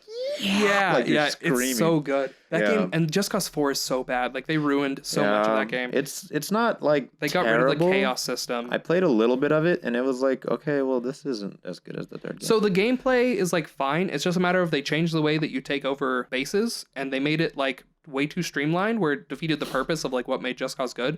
And then they also changed the flight suit, which is new to this game, and they made it really, really bad. The flight suit in Just Cause 4 is not useful, whereas the flight suit in Just Cause 3 like made the game. Especially when you got the, what is that, DLC? When you got, it just turned into a jetpack? I think the first DLC, was you got a jetpack for your flight suit, which is just, oh my god. So Just Cause 2, as much as I love it, like whenever you wanted to get far, you would probably fast travel, or you would have to call in a jet and fly a jet, because there's no way to move quickly any distance at all. Like you had to like get in a car or whatever, because you had a parachute, and your parachute just moved really slow, which is fine. But in Just Cause 3, they added the wingsuit, which allowed you to move across the ground really quickly. And so one thing you could do in Just Cause 3 that you never could do in Just Cause 2, if you're flying a car, you're driving along in your car, and you come to a cliff, and the place you need to go is like in the direction of like off the cliff, right? Yes. In Just Cause 2, you could like just drive off the cliff and then jump out and parachute, and then at that point you're just stuck going slow. Like you had no choice. It was cool. But in Just Cause 3, what you can do is you can fly off that cliff, switch to wingsuit mode, and lose zero momentum and just keep going at full speed. And you don't understand. Like good. You have the grappling hook, right? Classic Just Cause grappling hook. Yeah. If you literally jump in the air and grappling hook in front of you, and then pull out your wingsuit, you're already going. Yeah. And you do that like 3 more times, and you're already going faster than a car. Like immediately. You move faster than cars like regularly in that game with the wingsuit. It's so fast and so good, and like that's not like a special move. That is like the first thing you learn. No, and you can do it from the ground like that. I mean, it's an upgrade to do it off the ground, but there's an upgrade where off the ground you can like hook onto something and immediately wingsuit out of it, and then you have your fast reel so that you pull yourself like super fast. And you zip, really fast. But for the most part, it starts off being like, oh yeah, this is tech that you learn, but no, it's just like the upgrades also make that game. It's great. It's great. And the fact that like another good thing is Just Cause 2, I think, is the better sandbox in that everything's very 1-to-1. They didn't like try to like, so in Just Cause 3, they muddied up a bunch of stuff to make it look better, like the animations and stuff. So like one thing is your hooks will like auto target a little. Okay. So you won't hook exactly where you're aiming. You'll hook to the nearest thing. So sometimes you'll like miss your hook because it'll instead hook the thing that's closer and a little off to the side. But Just Cause 2 doesn't do that. Just Cause 2 is very 1-to-1. So it's very good for a sandbox just because everything works the same way every time. Whereas Just Cause 3 is a better game. A lot of the mechanics, like the fact that you can upgrade your character and get better throughout the story and like, you know, all that sort of stuff. And the world is designed so that there's an easy island, a medium island, and a difficult island. It's, you know, just everything around it is very, like Just Cause 1 was improved in Just Cause 2. Because I don't think like anyone really knows about Just Cause 1, right? I don't. But then, in fact, the way I see it, Just Cause 2 is the first of the series. Exactly. That's what I was going to say. Like, basically, honestly, Just Cause 2 to Just Cause 3 is like the improvement from Assassin's Creed 1 to Assassin's Creed 2 or Halo 1 to Halo 2. It's the sequel jump. The sequel jump. Most games get their sequel jump on 2. Just Cause got it on 3, surprisingly enough. Whereas 3 is just the game where they took all the criticisms from 2 and turned Just Cause 3 into a real, fully fleshed game that Just Cause 2 wasn't. As amazing and incredible as that game is, it's not a game so much as it is a very well done sandbox. And honestly, if you're looking it up right now to like see and it kind of looks like booty, this game is not meant to look good. Everything's kind of meant to blow up and you're supposed to be zipping around really fast. Yes. So it's like the same way that if you go to like ground level at like Marvel Spider-Man, things don't really look that good. Right. It's like you're supposed to be like zipping around. So it's like I'd say if you're trying to look at the game and you're like, oh, this game doesn't look good or it doesn't look fun, I'd recommend just playing it. Just play it first. Yeah, it's absolutely not the graphical marvel powerhouse. At all. The whole point is that it has to work at its worst. Like it's meant to break from explosions. Yes. So the game doesn't look pretty. It never will look pretty. That's not the point. The prettiest it looks is when you fire the strongest rocket launcher and you create gas station sized explosions with every single shot. That's when the game is at its prettiest. The explosions are so pretty in that game. They are very nice. I think those are the prettiest explosions I've ever seen. And you could really make some. I'm talking like, you don't understand. You can like stick, what would you call them? Like, I guess like a retro rocket to like a cow. Yeah, those are weird. And like make a cow rocket. Yeah. And they'll just like fly. Like, yeah, you can and there's do this lots of Easter eggs that are so cool. And the way that they did the like grabbing car, you can spawn in like any car in the game by like calling it in and stuff. Just so much of that game is done so well. It's crazy. You can zip two things together and like... Yeah. They will essentially not work the way they should. Yeah, but like in a good way. Yeah. Like I'm telling you. And the vehicles you can get they start out like normal, but then they get like preposterous. Yeah. And the guns are well done. All the gunplay is like well done. It's not the most incredible gunplay ever, but like it works perfectly for the game. And yeah, just so much of that game is done well. It's crazy and chaotic, but it's good. It's a good game. Thank you so much for checking out the Just Cause 3. Mm-hmm. It's a lot of fun. So we're on to number 6. Number 6. Finally, we are almost halfway. Yeah, something tells me this podcast will probably be just 10 through 6, and then we'll have to do one more for 6 through 1, for 5 through 1. Really handsomely. The better these get, the more we have to talk about. Oh, them. I know. That's the worst part about talking about games you love, right? Yeah, and it's even there was something like I had like one more comment to make about Just Cause 3. Oh yeah, the DLCs. If you're wondering, if you actually like are interested in Just Cause 3, and if you're wondering if the DLCs are worth it, there's 3 of them. There's the wind, land, and water DLCs. The air and the water DLC are 100% worth it. They're incredible. The land DLC is okay, and if you want to skip that, that's fine. But the air and the water ones specifically are so good. They're like better than certain portions of the main game. Good. Like they're really, really well done DLCs. It just really be like that sometimes. Yeah, I just wanted to like throw that one out there real quick. So what is your number 6? My number 6 is the 2000 release Tekken Tag Tournament. Yes. For the PlayStation 2. That's right. I remember we were discussing that one before we made these lists. Yes. My number 6 is one of your lower ones. This one's going to be long, and then we'll probably end this section of the podcast definitely. there. So mine is Assassin's Creed The Ezio Collection, which came out in 2012 and consisted of 3 games. Assassin's Creed 2, which came out in 2009, Assassin's Creed Brotherhood, which came out in 2010, and Assassin's Creed Revelations, which came out in 2011. We'll talk about all of that and more, because that's lower on Adam's list, right? Or is it... that was number 18. Assassin's Creed 2 is number 18 on my list. So we'll get into that. Yeah, we can talk about it. But first, your number 6 was Tekken Tag Tournament. Tekken Tag Which Tournament. originally it was going to be Tekken something else, 3. right? Tekken 3, but then that one is too old, and so we did Tekken Tag Tournament. You can talk about both, for sure. Okay, so that is essentially fine, right? So Tekken 3, I think, is the quintessential 3D fighter that really changed the way... I still reckon, right? I still reckon that modern 3D fighters Tekken 7 Tell me is more. just an improvement of Tekken 3 still. Okay. It's just an improvement of Tekken 6, which is Yeah. improvement of 5, which is Right. improvement of 4, which is improvement of 3. Gotcha. Right? So Tekken Tag is this weird middle spot, right?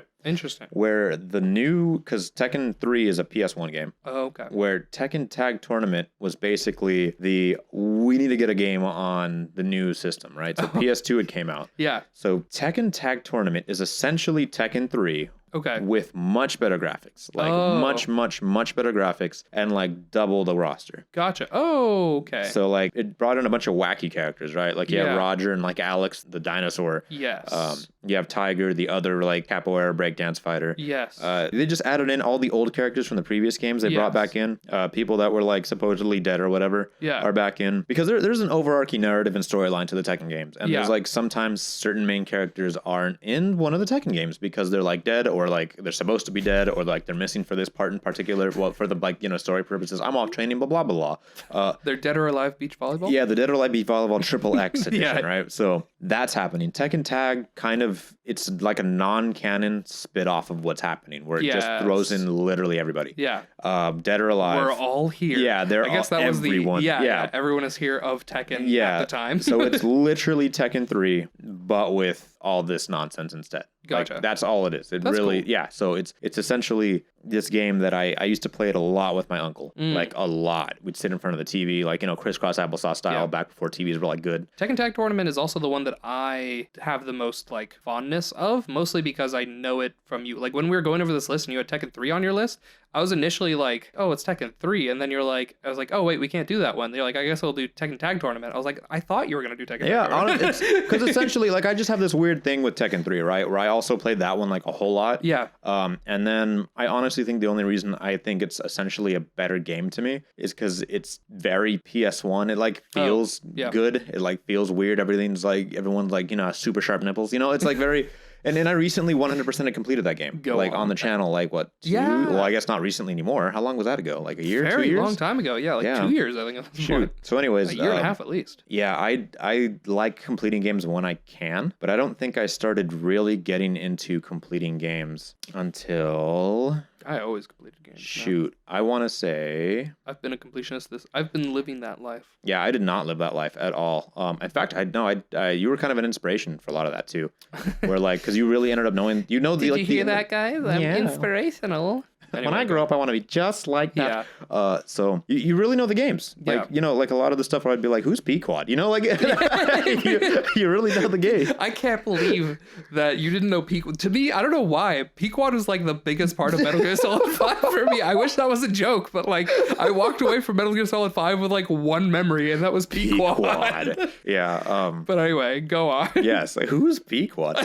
So you end up really knowing the game. And like, I feel like by the time you finish completing or at least getting the platinum, which is like pseudo completion. Yeah. That you essentially you've done enough investment. Like this game must have meant something to you. Right. That's some way, shape, or form. That's why I did it. I always completed a game to like show people that like, no, I really like that game. Yeah, and like I've done it with games I don't like. Yeah, I have completed some games I don't like, but it's always been one thing where it's like if I really like a game, it's like part of it is like I want to like make sure I complete it to tell people it's like no, you don't understand. Yeah, like I am a certified. Yeah, like I really like this certified game. freak. Yeah. So I think that's even like why I completed Gravity Rush 2, because that game's not fun to complete. I did not like Senran Kagura Peach Beach Splash, but I am one of the few people on this planet that have the platinum. Right. But the reason I did that, you earned that, is because I thought, I would be one of the few people on the planet who had this platinum. Like that is the only time where I played a game and I was like, oh my god, this is really bad.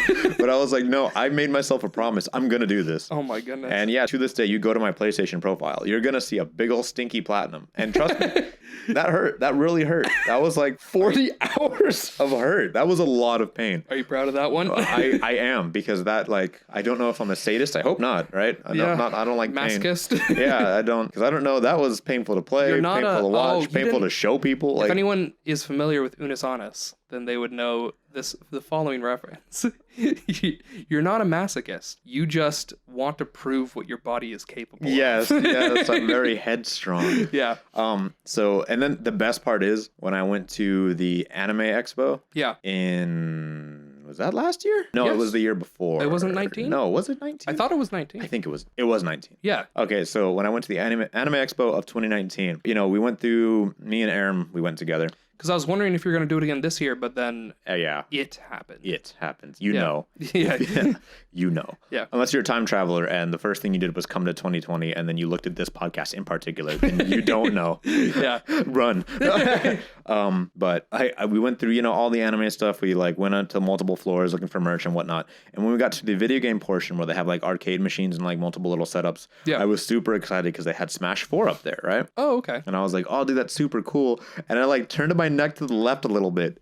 And then it was PC setup for Senran Kagura, Peach Bleach Splash, a tournament they were running. And I was like, dude, there's no way. I was like, how? It's too bad you couldn't have entered in. Dude, I would have been like, there's no way.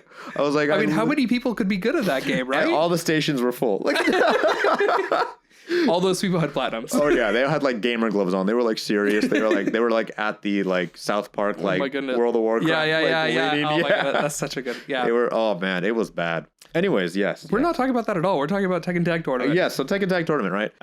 I do feel like I vibe more with Tekken 3, but I would love to go back and 100% Tekken Tag as well. I just can't do that currently because I do have a PS2, but I don't have a way to make it not look like booty.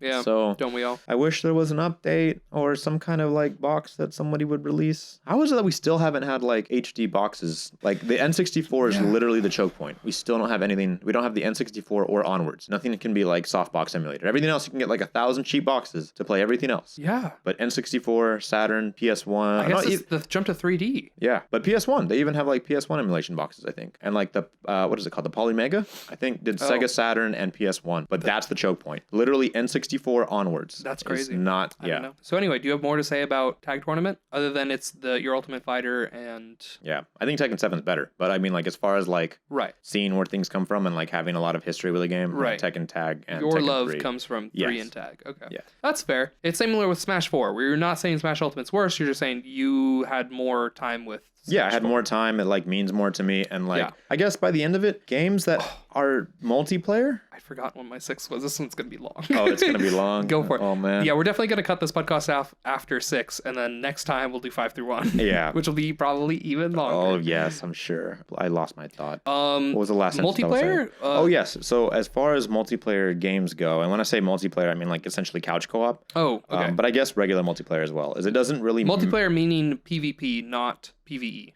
Anything. Okay. Anything really. When you have these multiplayer games, it's not the games themselves that you're so much worried about. It's more so the memories you're having with your friends. Yeah, right. I don't know if you played Call of Duty alone versus Call of Duty with a party. Totally changes the game. Right, absolutely changes. Yeah, the only reason I played Call of Duty Black Ops 2 was because Miguel, who's appeared on this channel with the Crash Bandicoot series, which we talked about in this episode. Yeah, he really liked zombies at the time, and so me, him, and two other guys. He really liked zombies in high school. Yes. So yeah, Call of Duty Black Ops 2 was the last Call of Duty game I ever played, and I only played the zombies mode with Miguel. Only with Miguel. Yes. I cannot specify enough how much I did not play that game. It's just Miguel. Yeah. So that's an example of that's what multiplayer games are. I bought Destiny, the original one, just to play it co-op with my cousin, and that's it. Kind of big regrets on that one, honestly, but whatever. I currently only play Dead by Daylight with Harley and Des. Yeah. I will not play it alone. Right. I don't think it's like that. That game is essentially made for a party versus a stranger. Yeah. I think that even if you're going to play with randoms, I don't think you should play that way. I absolutely think you should play in a party. Well, I guess if you're playing by yourself, you can play the hunter or whatever, but well, yeah, that's what I'm saying. But that game's not essentially made to be a single survivor, I guess. Yeah. You're intended to be in a party. Right. If you're surviving. Yeah. Yes, because that game is totally different. If you have to play it by yourself at face value and you have no one to communicate with, you're going to be like, man, this game sucks. It's one of those. Especially to start, it's very unforgiving. Yeah, definitely. So, you ready moving for on to my number 6. Big boys? The big boys. So this one's your number, what again? 13? 18? What was this? So, to reiterate, right? Assassin's Creed 2 Specifically, Assassin's Creed 2, the 2009 release for PS3, was my number 18. Your number 18. Okay. So, the difference between mine and yours. Yeah, I have number 6, and I have the Ezio collection for a very specific reason. And I want to get into that reason before we talk about why you like 2 the same way we did with Infamous. I chose the Ezio collection not because I think it's better necessarily. I mean, it is. They like kind of up-resed it and stuff, and there were some problems, but I think they patched some of that stuff out. Yeah, the eyes are weird, I think. Yeah, but I think they were weird even originally. It's just a matter of like you couldn't see it in the new context. It's like extra weird. I think Assassin's Creed 2 and Assassin's Creed Brotherhood should be considered one game. If you want to go out and play Assassin's Creed 2, you should then play Brotherhood next. Like immediately. Don't take a break. Don't play a different game. Consider it one game and just keep going. Revelations is not that. Go ahead and pass on Revelations. Revelations is okay. So right now, I'm just gonna go ahead and I don't even say spoiling. I'm just gonna fill you in to why you don't need it. Right? Go for it. It takes place in the Middle East. Yes. It basically, for the most part, has. I mean, that's not the bad part. That's not the bad part. But because it takes place in the Middle East, it's such a big departure from the Italy we've come to know and love. Assassin's Creed 2 takes place in what? Venice, Rome for like a second. Right. Well, so that's the thing is that like so not counting Rome, you have Venice, Florence, and one other town. And I don't remember Torrance or something like that. I don't remember. I think there's like 4 towns. There's the villa, but I think there's like 4, but like one of them is just like the northern part of another. Yeah, but the point is that at the very end of the game, the very last level, for the first time in the whole game, you go to Rome. Then in Assassin's Creed Brotherhood, the entire game takes place in Rome. And because of that, it's so it was Venice, Florence, and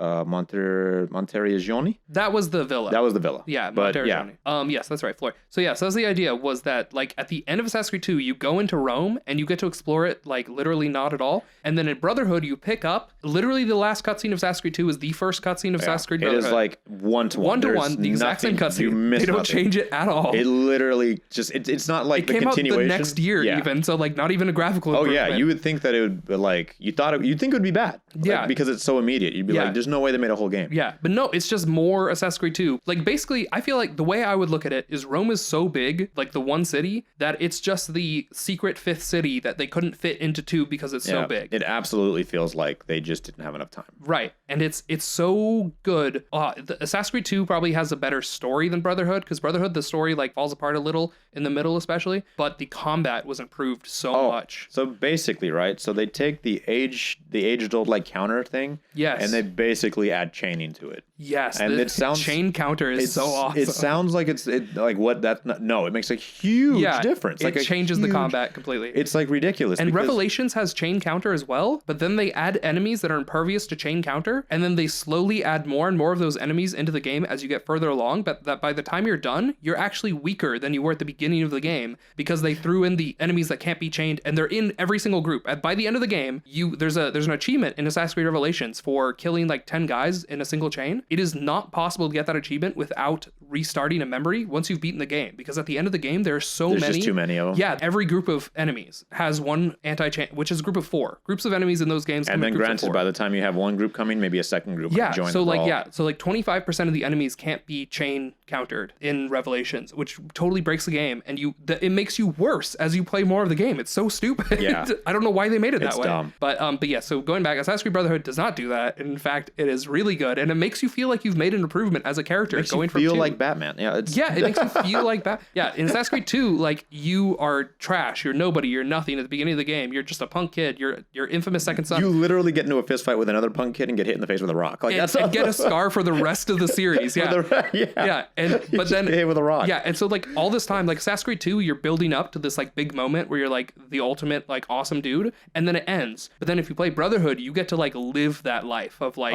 you're already the captain now. Like it's so good. Like it's like the best follow through anything could ever have. Like not so much as a sequel as in just the same game, just more. Like literally their explanation, right, is that you're in the middle of like making like sweet tender love, right? Yeah. And then your suit just gets hit with a cannonball. And that's the reason you don't have the best suit in the game previously. But they're like, well, I'm still the same guy. Like there's no reason you don't have all the skills. No, so and when you get the like new ultimate suit, it's like just as like incredible. Like everything. Oh, you get the Dagger of Brutus in Brotherhood, which allows you to counter and do the like 75 times chest or whatever. Yeah, you just keep poking and poking and poking. It's so good. So hard.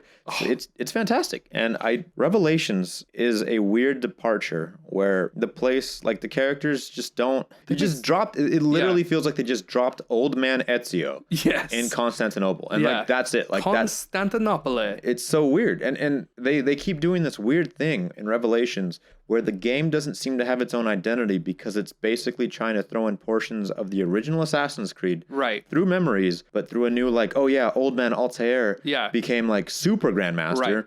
But like, you know, you can see him because somehow Ezio has schizophrenia caused by Desmond using the animus in the future 1,000 years later, which is somehow allowing him to see Altair in his current time in Constantinople, which he was never in. So, it is so weird. It's so dumb. So like the thing is, if you're thinking about getting into Assassin's Creed for the first time and you're like, Assassin's Creed was so big when it first came out that like maybe I want to check it out. Like quick recommendation, the first game is booty today. Like it is booty. And it's so bad. It's booty. At the time it was unique and fun, but today like everything has done Assassin's Creed better.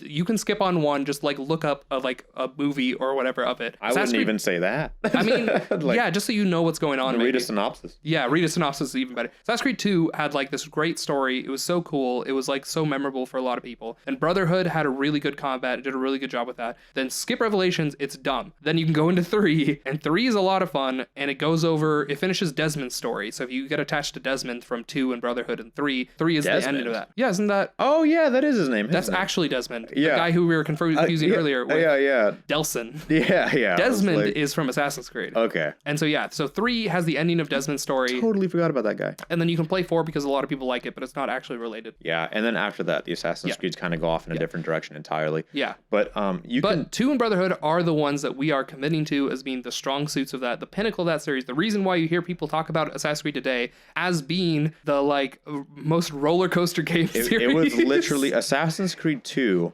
did for Ubisoft what Modern Warfare did for Activision. It was that big thing where it literally it didn't start that genre, but it made it the thing to do. If you weren't smashing a Mountain Dew can on your head and eating Doritos playing Call of Duty, you were like pushing up the middle of your glasses saying, actually, in Florence. It even has the like Halo status of like some people just played Assassin's Creed. Yeah. Like there are people like that who are just like, no, Assassin's Creed. I got an Xbox for Assassin's Creed. Yeah, it was like that back then. And it was good. Like Assassin's Creed 2 was good. Well, no, I mean, it's kind of come back. I don't know. It's weird. I recently platinumed. In 2018, I platinumed Assassin's Creed 2. Okay. And it's still fun to play. Yeah. It is a little slow. Yes. Assassin's Creed 2 is this. Brotherhood speeds it up. That's part of the reason why it's so cool. I'd even say that Brotherhood is too slow by now standards because now, in like most of these games, now you're like zipping around doing some kind of nonsense. That's why I have Middle-earth Shadow of Mordor was further down on this list because it took that style and like sped it up to like the degree that it should be. Yeah, sprint.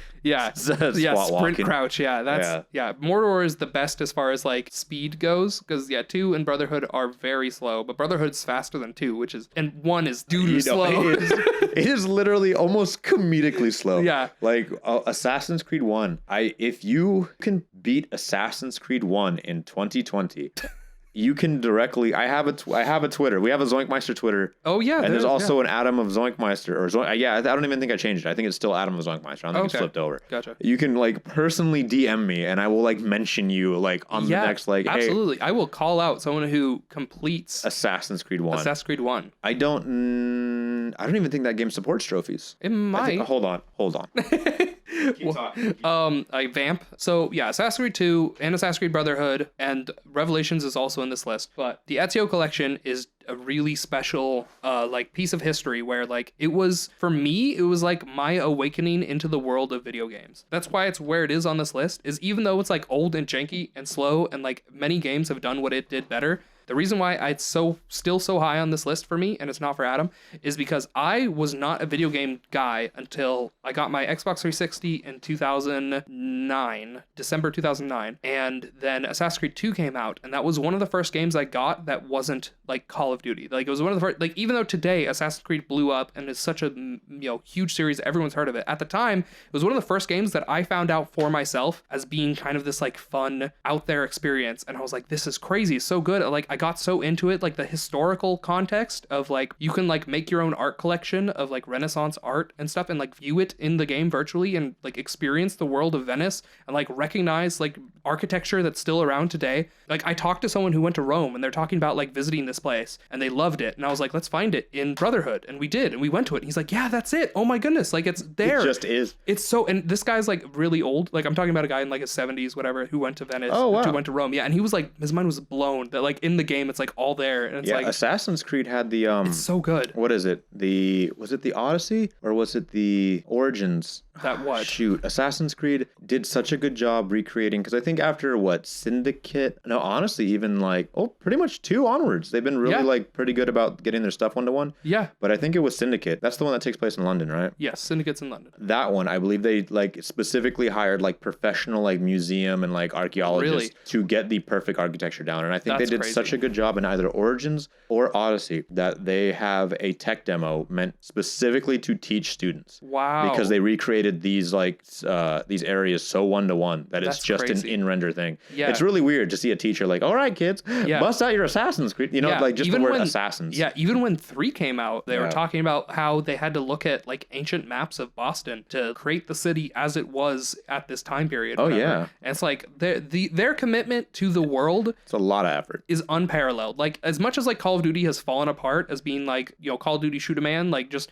mindless like like multiplayer violence. Call of Duty shoot a man. Yeah. As much as it has fallen apart as far as like lack of innovation in gameplay and story, it has never ever dropped off in its commitment to history and the like recreation of those worlds. If you try to, take the mythological serpents and monsters out of the newer games. That's why I could not look at Origin. It was too much for me. Oh man, have you seen? I'm not even going to spoil. Don't. Okay. Just don't. Anyways, I have Assassin's Creed 1. I pulled it off the shelf. That's why I said, Vamp or whatever it's called for a minute. This game does not support trophies. Really? So yes, I believe the first like 2 or 3 years didn't have trophies. But you would have to get all the flags in the game to complete it. I think there's only like 4 cities worth. I think there was like 20 for each or something like that. Okay. Yeah, it's not as aggressive as like 100 feathers. 2 feathers. Yeah. Oh man, I can't believe I did that. That's the worst collectible in any game ever. I don't want to talk about it. No, the shards in Infamous 1 are That's right. So much worse. What did they do for you? Nothing. Okay, that's what I thought. I think they might have some kind of like upgrade purpose or something. Well, so what the flags do, they allow you to turn on a mode where the guards will attack you on site constantly and there's nothing you can do about it. Yeah. That's what getting all the feathers does in Assassin's Creed 2. Makes it hard. Yeah. So you get the auditory cape. Yes. It's supposed to be like, oh yeah, it's back in the day of video games where you couldn't buy the good thing to like, it was a badge of honor. Like if you had, you have the auditory cape, right? Like that's, it mean that you really cared about the game. Yeah. When you'd actually have. Although they did have Uplay for Assassin's Creed 2. That was, I think, one of the first games to support Uplay. Yeah, somebody hacked my Uplay account. I recently got I was like, I haven't logged into Uplay in like years. Yeah, I recently got a message. That's crazy. It was like, someone in Taiwan has accessed your Uplay account. If this is not you, and I was like, crazy. It's not me. Yeah, so I got the Altair cloak in the game through Uplay. Remember that weird time where you can just get the Raiden outfit in Brotherhood? That was in Brotherhood, yeah. That was also through Uplay. Yeah. Yeah, that was cool. And then vice versa, in Metal Gear Solid 4, you can get the Altair outfit. That's cool. On Snake, and it was fantastic. But anyway, so those games are cool. It's just one of those things where like, for me, I didn't get into video games. Like I had video games and I played video games, but I got into like discussing video games with people and like talking about what made video games so great and like as an art form because of Assassin's Creed 2. Assassin's Creed 2 was the first game I played that felt like art and not like a game. Like people say that like, oh yeah, a game should be fun because it's a game and whatever. But like more so than that, a game being a piece of art, I first realized was a possibility with Assassin's Creed 2. So that's why it's so important to me, and that's why I have the Ezio collection at number 6. Woo! We did it. That was a good hour and 40 minutes. That was only 10 through 6. And that's only 10 through 6. So I'm thinking next time we'll cover 5 through 1. Okay. And I swear that'll be it. That video will be even longer probably. Oh yeah. Because we'll care for those even more than. Oh yeah. Well, literally, it'll be the top pinnacle of our opinions. But it's our top 5, so it'll be a special video, I hope. But even if it's long, I'll be more okay with that being long. Where it's like this, we're only halfway through and it's already busy. Like I can't do that to people. I can't do that. It's so good. So we'll come back to this, but for now, know that we absolutely love you staying here and being able to listen to this, and just let us know what your favorite games are. You can even, if you want to wait for the top 5, I get that. Just like, what do you think of our games even? Have you played any of these? Do you think they're great? Do you think we're crazy for thinking these are amazing games? Yeah, because I mean, a lot of these, mine are, I guess, more divisive because there's like better versions of those games. I mean, mine are not the most popular games in history. Yeah, and then I was going to say, then your games are like, some people may have not even played. Right, At least like, I know the last half of the 20 through 11, a lot of those, I was like, oh, I've never even played that. Yeah, so I had, like Fall of Cybertron. I wouldn't be surprised no one's tried like Dead Rising 3 because that's such a bad reputation. Second Son's probably popular. Just Cause 3. I mean, Clash of Ninja 2 for the GameCube. I promise you no one's played that. And that one's a banger. Yeah. let us know. We're around. We like hearing your guys' stuff. And so please, I'm serious. DM me on Assassin's Creed 1 on Twitter. If you can complete it, just play it. If you can beat it in 2020, I mean, if you complete it, I will I don't know what I'll do. Like pinch my nipple. You don't even want to know. Yeah, you don't even want to know what I'm gonna do. Dirty things. Definitely a shout out if you've beaten the game, but if like you've completed it and you showed me, like, I don't know how you would show me, right? I guess you would just like have like a short clip of you like shuffling through. On Twitter, can you have a picture? Picture, yeah, DMs, picture, video. You could do the memories, right? Yeah, you could just cycle through the memories, and if you're like, I don't know, you'd have to like record the screen old fashioned with like your username in the way or something, or like a pizza. I don't know. Find a way. Just use your like phone to like record the screen or something. Yeah, and then like send it to me, and I'll be like, you know what, that deserves a shout out. That guy, yeah, it'll be at the very start. We can make a video about that. Yeah, we can make a video about it. Someone took the time. Oh my goodness. But for now, thank you so much for being here. We will hopefully see you next time. This is a goodbye for the time being. All these will probably go up in order though. So I imagine it'll just be back to back, 2 days apart because I upload on even days. But still, so yeah, it'll be a lot of content all at once. So if you're with us, then whoo boy, you deserve a medal. Whoo boy. Yeah. Especially if you made it this long. And I mean, we're specifically looking at you. Yeah. You with the headphones on, driving or playing us through your car speaker on your live, sped up at like 1.5 times the speed. Yeah, I'm talking. This is for you specifically. You specifically. You in particular. Yeah, there was this one episode of Gravity Falls I was watching with Nicole. Okay. And there was like that. It was the one where they had the boy band on stage, like the fake, and they're like, "This one goes out to you, girl, not you specific." Or no, what was he? He was like, "This one's for you, girl, specifically you, not the girl next to you, but you." And like he points into the audience, and this girl's like, "We love you," and he's like, "He was talking to me," and then a fist fight starts bursting out, and it was just great. I love it. Like, I'm talking to you. Yeah, not the girl sitting next to you, specifically you. That's what we are. That's what we are right now. Yeah. All right, so we'll see you then. I guess at this point we can just say zoink out. Yeah, you've been fantastic. Zoink out.